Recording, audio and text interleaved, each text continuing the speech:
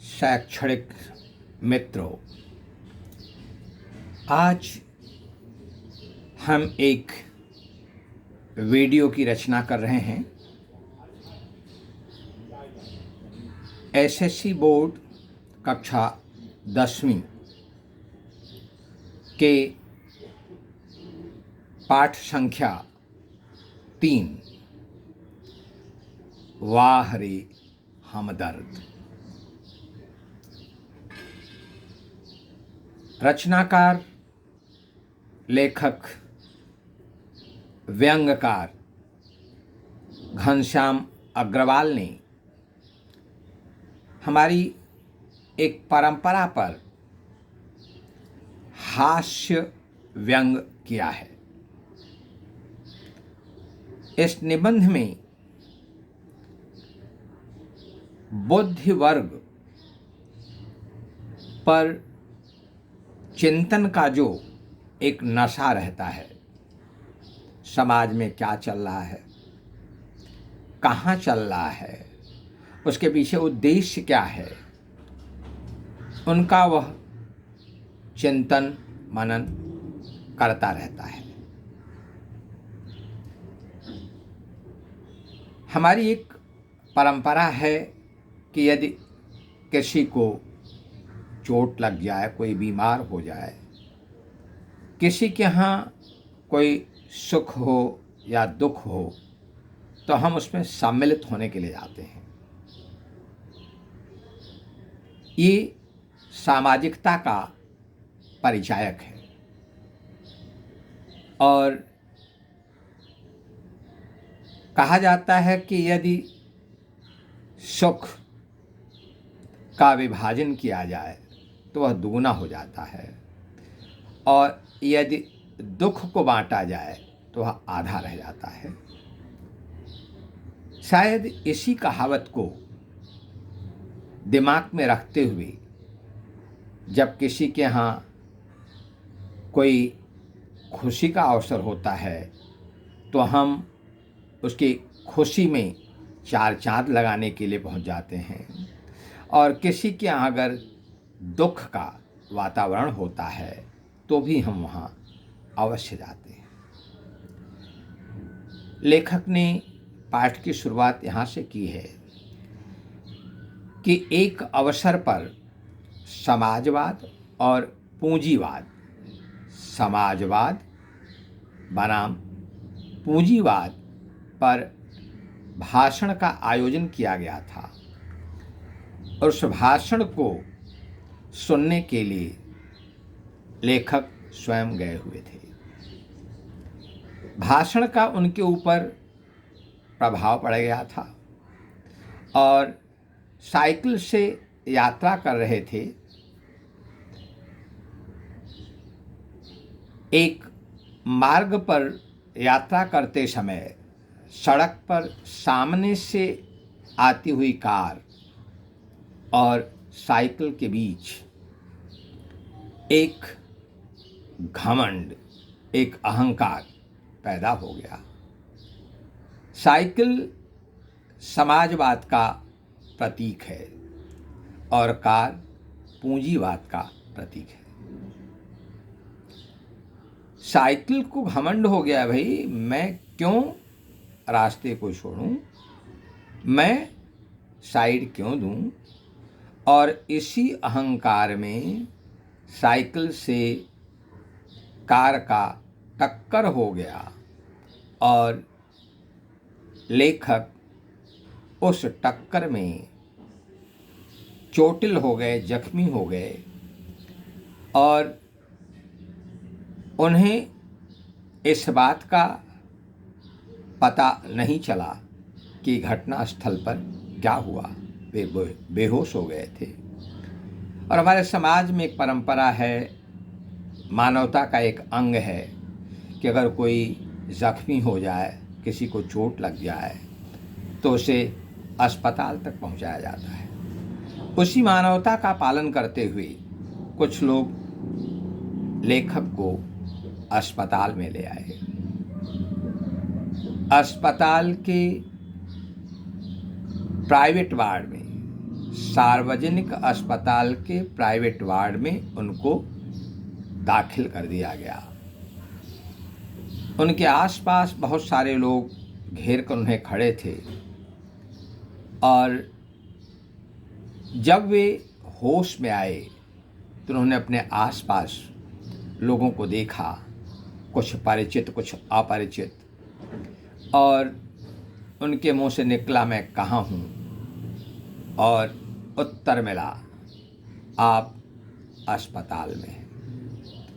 अस्पताल के, सार्वजनिक अस्पताल के प्राइवेट वार्ड में आप हैं। अस्पताल शब्द स्वयं में बड़ा ही खतरनाक है, और अगर सार्वजनिक अस्पताल में हूँ तो अक्सर उन अस्पतालों की हालत ये है कि वहाँ से व्यक्ति ठीक होकर कम आता है और परमात्मा के पास ज़्यादा जाता है। तो लेखक अंदर तक कांप गए कि शायद मेरी आत्मा का परमात्मा से मिलन का समय आ गया है। उन्होंने उसी समय एक नए मुहावरे की रचना की कि अस्पताल का जो स्थान है, स्वरूप है, चोट खाने के बाद वहीं जाना पड़ता है, और लोगों की तरफ देखना वो भूल गए, आगे की बातचीत करना भूल गए। हाँ, उन्हें इस बात को बताया गया कि आपके पैर में फ्रैक्चर हो गया है और कुछ दिनों तक आपको अस्पताल में रहना पड़ेगा। तो सबसे पहले उनके मन में क्या क्या मुसीबतें आने वाली हैं अस्पताल में, इस बात का विचार आया।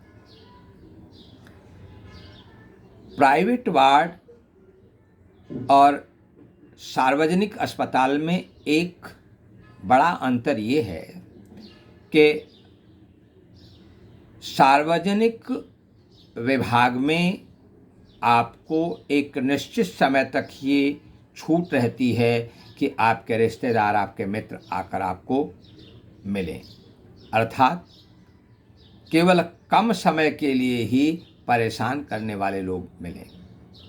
बीमार आदमी को आराम की ज़रूरत होती है, और अस्पताल का जो प्राइवेट विभाग होता है उसमें यह सुविधा होती है, कोई भी व्यक्ति किसी भी समय अपने परिजनों से, अपने बीमार लोगों से जाकर मिल सकता है।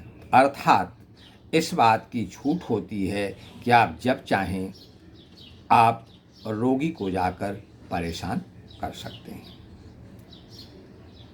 परिचित, मित्र, रिश्तेदार वे इस बात के लिए स्वतंत्र होते हैं, और लेखक ने वह कहा है कि रिश्तेदारों, मित्रों, परिचितों, आओ और जितना चाहे उतना परेशान करो, जब चाहो तब परेशान करो।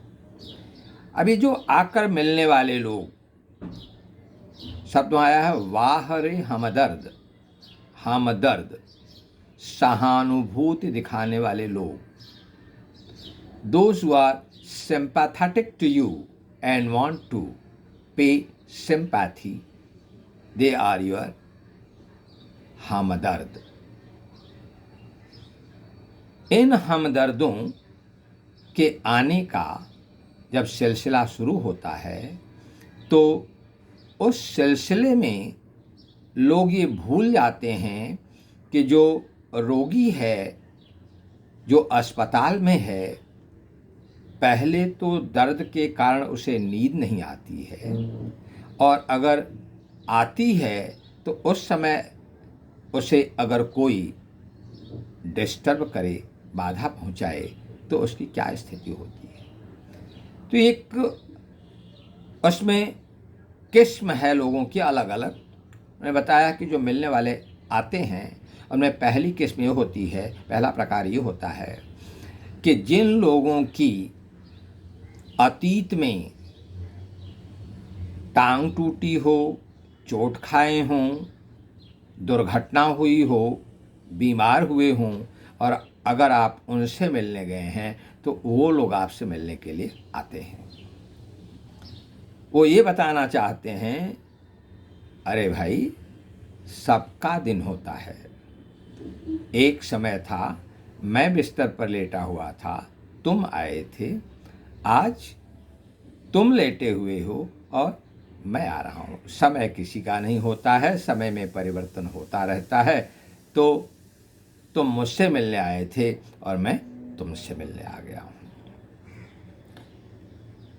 दूसरा जो श्रेणी है उसमें कार्यालय के लोग, अफसर, बाबू, जिस विभाग में आप काम करते हैं वहाँ के लोग आते हैं। और उन आने वालों में हमदर्दी कम, औपचारिकता ज़्यादा होती है।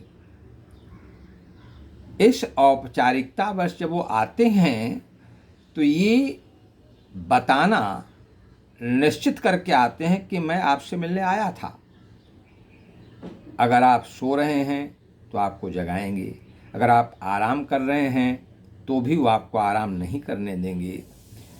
ऐसे ही उनके ऑफिस के बड़े बाबू आए थे। इन्होंने सोच लिया था कि आज मिलने वाले आएंगे तो मैं आंखें बंद करके पड़ा रहूँगा और ऐसा व्यवहार करूँगा कि मैं सो रहा हूँ। बड़े बाबू आए, उन्होंने धीरे से पहले इनके कंधों को हिलाया। इन्होंने आंखें नहीं खोली, बंद किए पड़े रहे और कोशिश की। अंत में जहाँ पैर में फ्रैक्चर हुआ था उसी को जोर से दबा दिया।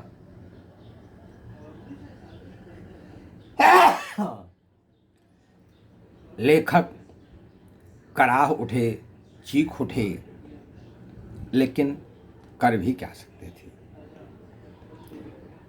इसी तरह लोग जब आते हैं, मैं आया हूँ इस बात को सुनिश्चित करने के लिए कोई न कोई ऐसा व्यवहार करते हैं जो रोगी के पक्ष में नहीं होता है। और दर्द देने के बाद बाबू ने पूछा कि अब दर्द कैसा है? दर्द देने के बाद पूछा, अब दर्द कैसा है? फिर टर्न आता है, नंबर आता है पड़ोसियों का, मोहल्ले वालों का। वे भी अपने औपचारिकता का परिचय देते हुए पहुंचते हैं। समय असमय, दोपहर।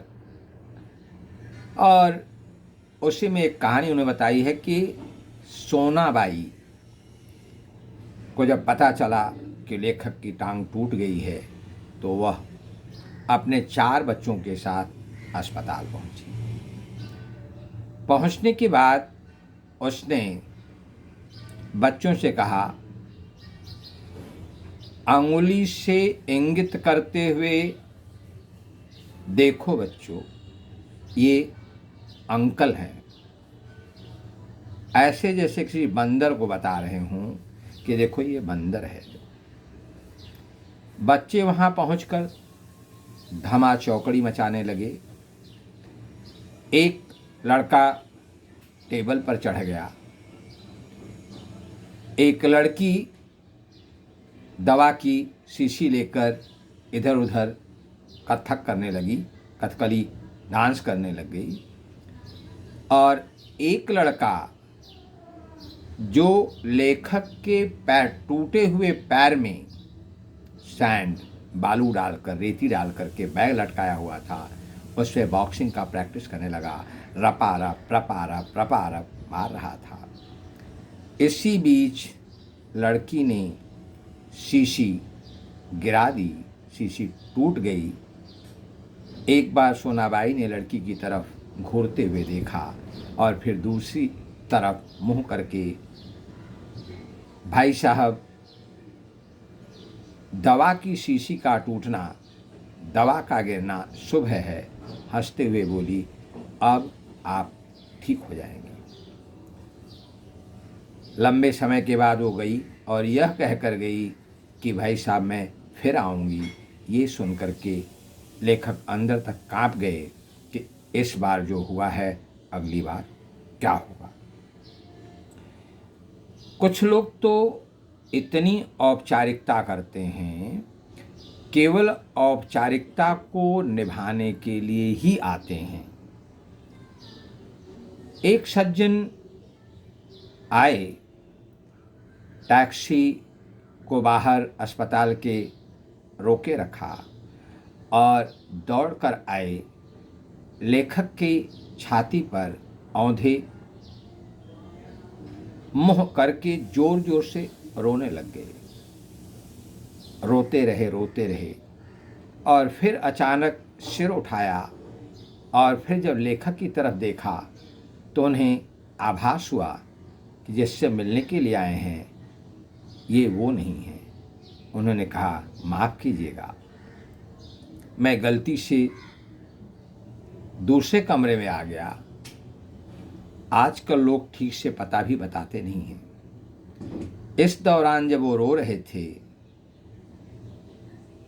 जब तक वो गुप्ता जी के कमरे में जाएं, तब तक लेखक की पत्नी ने टैक्सी का किराया अदा कर दिया था। टैक्सी का किराया अदा करने के कारण लेखक को बहुत क्रोध आया, गुस्सा हुआ कि इसने टैक्सी का किराया क्यों अदा कर दिया। इसके बाद वो चले गए। एक लेखक के कवि मित्र हैं जो लोगों से ज़बरदस्ती अपनी कविताएं सुनाने की कोशिश करते रहते हैं। लेखक जब उन्हें देखता है तो डर जाता है और दूर भागने की कोशिश करता है, लेकिन लेखक की मजबूरी है। वे आए और आते ही बोला कि मैं कवि सम्मेलनों में बहुत व्यस्त था, 4-5 दिन से मैं रोज़ किसी न किसी कवि सम्मेलन में भाग ले रहा था।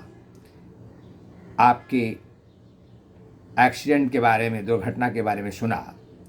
मुझे कई रात नींद नहीं आई और इसी नींद ना आने की श्रृंखला में मैंने आपके लिए एक कविता लिख डाली है। और कविता का नाम सुनते ही लेखक को सोचें, वो लेखक को कविता सुनाने लगे। क्या सुनाया? असम की राजधानी है शिलांग, असम की राजधानी है शिलांग, मेरे दोस्त की टूट गई है टांग, मेरे दोस्त की टूट गई है टांग। और आगे वाली लाइन काफ़ी इंटरेस्टिंग है। मोटर वाले तेरी ही साइड रॉन्ग, मोटर वाले तेरी ही साइड थी रॉन्ग।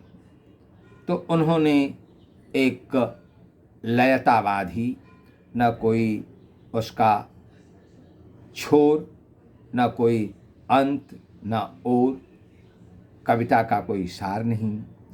और यह कहकर फिर उन्होंने कहा कि मैं किसी दिन फिर आऊँगा, तुम्हें कविताएं सुनाऊँगा।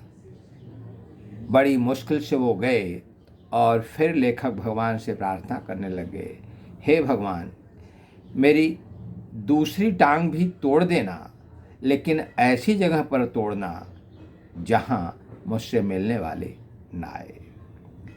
हमारी परंपराओं में कुछ परंपराएं ऐसी हैं जो काफ़ी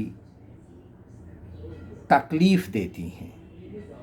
लोग अपने विचारों को दूसरों पर थोपने की कोशिश करते हैं। तो ये एक व्यंग निबंध है। आशा है आपको पसंद आएगा। अगर पसंद आए तो आप स्वयं इसको लाइक करें, शेयर करें और सब्सक्राइब करें। नमस्कार।